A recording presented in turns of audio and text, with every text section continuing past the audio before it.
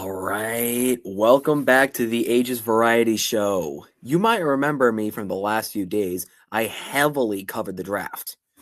Now, as you may know, by the time this was recorded, the NFL draft is already over, unfortunately, and 257 players were selected.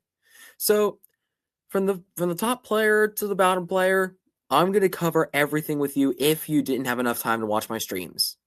And obviously, if you're bored, you couldn't keep up with the NFL draft, this is basically your quick cheat sheet of everything that happened. I'm not going to say every pick, but I'm going to say everything that mattered. Okay, so y'all know who the first overall pick was. That was Fernando Mendoza. In fact, 98.7% of you probably knew he was going to be selected first overall. Those words of being selected first overall, speaking of which. Anyway, let's get to the good stuff. Here are your top 5 selections on night 1. If any of you didn't watch, this is your calling card. Sonny Styles, 7th overall.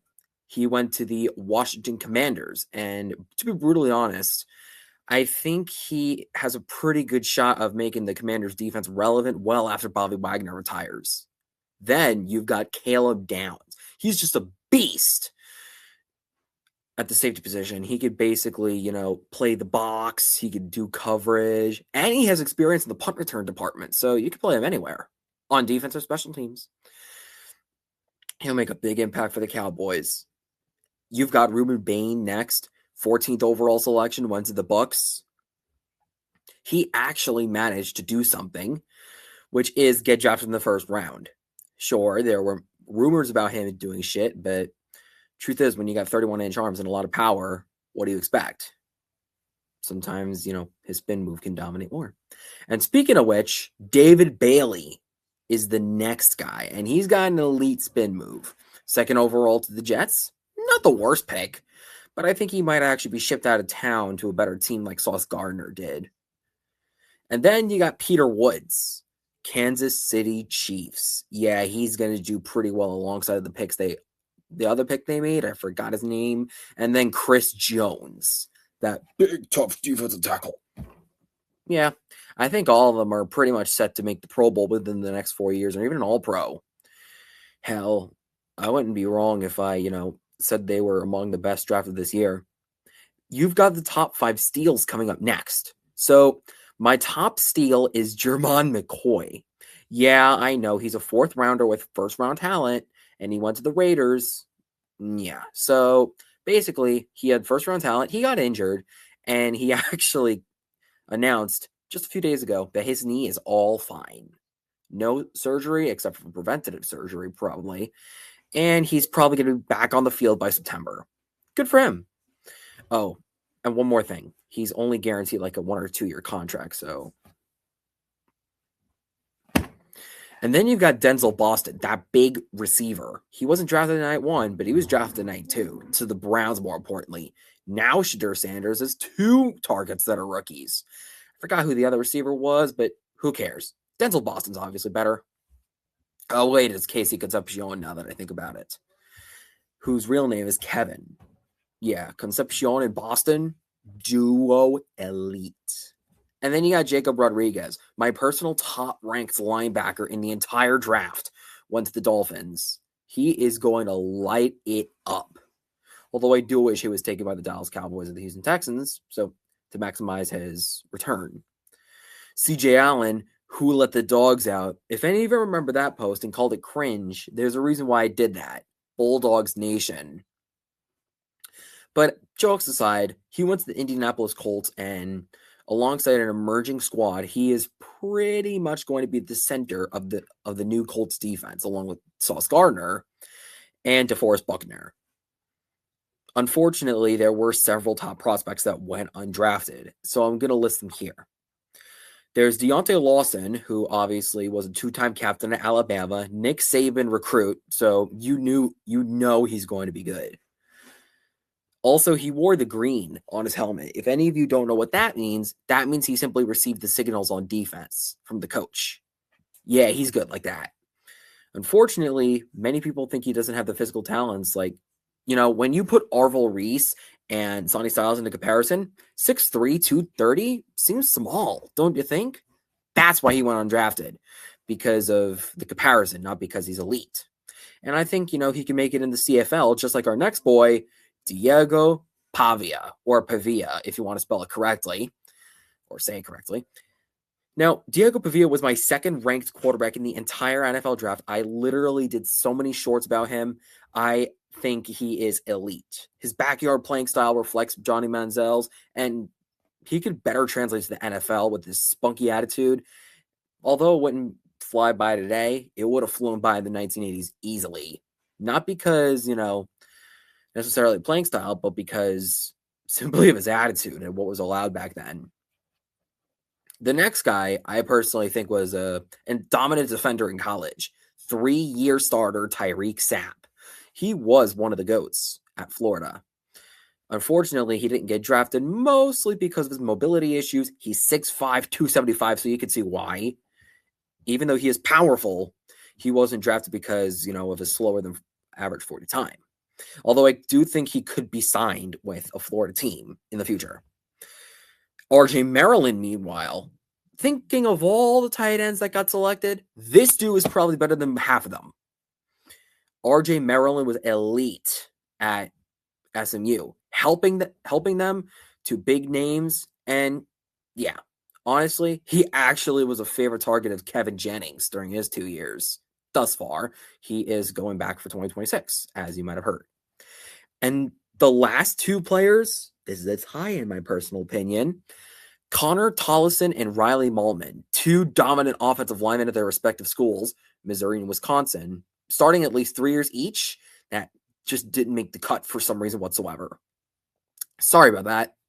Anyway, now that we've gotten over the positive shit, let's go to the negatives. These aren't simply what I like to dwell on. These are facts, rather. You've got your reaches, your projected busts, and just dumb selections, if you want to know.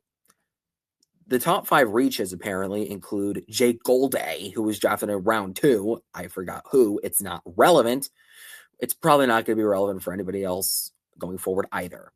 So Jake Golday, linebacker at Cincinnati, started 2 years, average amongst Big 12 play. Definitely not worthy of a round 2, but he was still selected anyway because dominant physicals of the 40-yard dash or NFL combine or whatever. Then there's Nate Boerkircher. I don't even know how to spell his name. He's a tight end at Texas A&M, or he was at least. He wasn't even a starting tight end.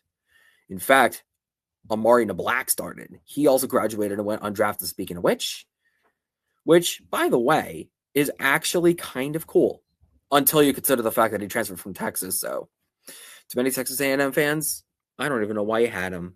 This is what you must have done to RJ Maryland once you did that. Then you got Marlon Klein. He was a starting tight end at Michigan. 1 of 2. He wasn't even the best tight end of the squad last year. He only started 10 games.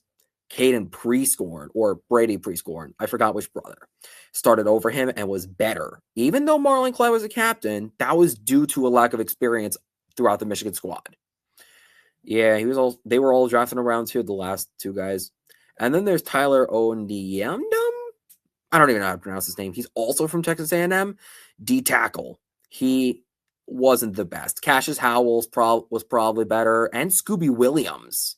And Will Lee, too. Unfortunately, Will Lee went undrafted, and I couldn't mention him.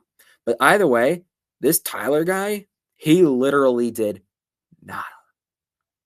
And then you got, Kaczmarek, round 3.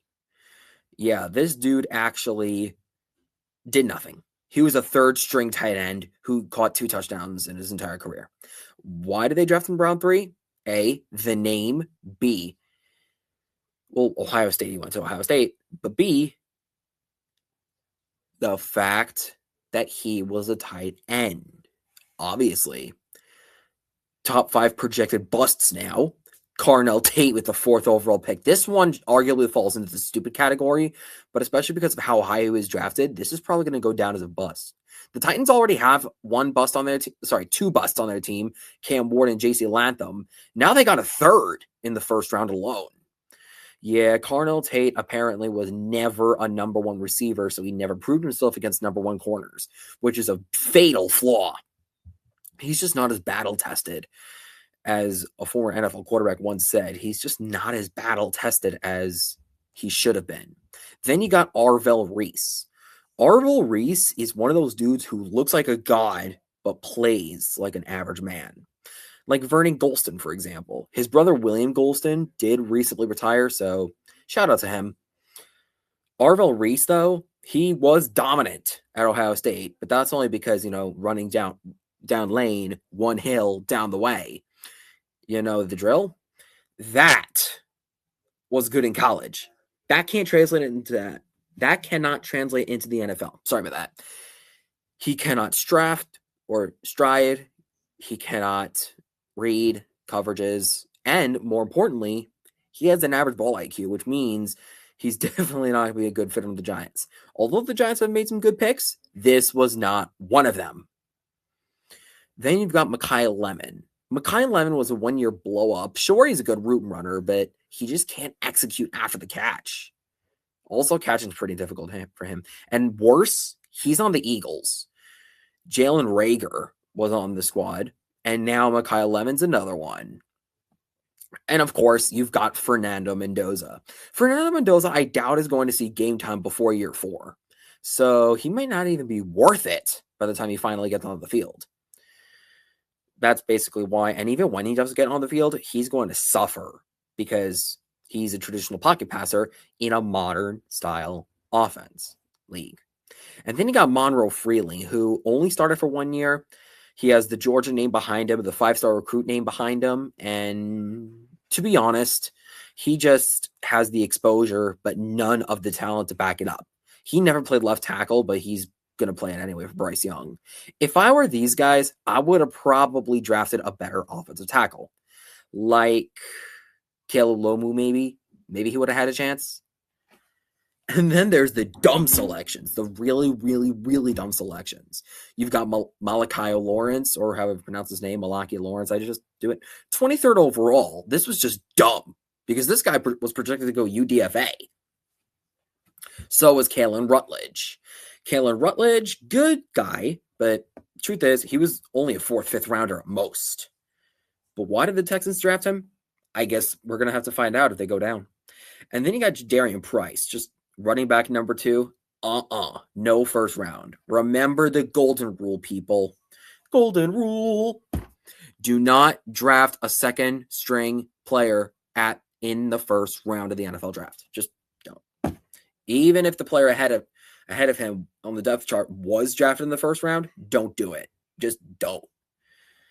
And then you got Brandon Cece, which his name basically spells like tutu, but whatever. Brandon Cece was an undrafted projection who still went to the Packers to kind of elevate the offense, but who cares? Brandon Cece wasn't the best at either NC State or South Carolina. South Carolina gave him the exposure, just none of the coaching. Sorry, Shane Beamer. And then you got Kieran Crawford. This is what I'm saying. This dude went undrafted, but there were some Auburn guys on the list that could have made it ahead of him, like Connor Liu. I'm sorry that Connor Liu actually declared for the draft for all you Auburn fans, but nah. Personally, I guess we can evaluate from this the best classes. I mean, the Cowboys and the Jets really lit it up. So did the Buccaneers. And then the Titans just tanked their draft class, as usual. I don't want to give player grades here because I'm almost out of time. But I will give Mr. Irrelevant his own shot. There's this dude named Harold Red Murdoch. He's named after a freaking Angry Bird. So listen up. Red Murdoch was a 2-year starter at Buffalo. He led the MAC in tackles his senior year.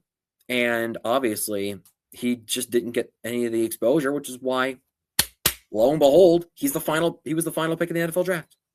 So there you go. There's your wrap up of the entire NFL draft, or at least what was relevant. If you want to know more, just hit me up in the chat, like, subscribe, the age. I guess peace out. Anyway, have a great day and see you soon.